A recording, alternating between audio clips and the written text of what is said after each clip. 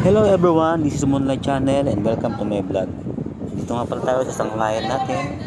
Problema nila ay yung CCTV nila ayaw mag-playback. So ito nga guys, yung lumang hard disk ng kanilang CCTV. Ang problema niya ayaw na mag-playback. So nag-advise ako na bumili na lang ng bago. At ito na nga guys yung bago. Ang kulay niya guys ay purple. Ang purpose niya guys for recording 24 hours, 7 days a week.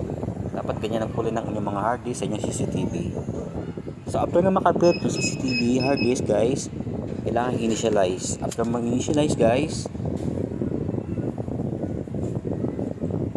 kailangan mo nang i-login ang CCTV. Then, yun, i-playback na siya guys. Yun lang po guys. Salamat sa panonood.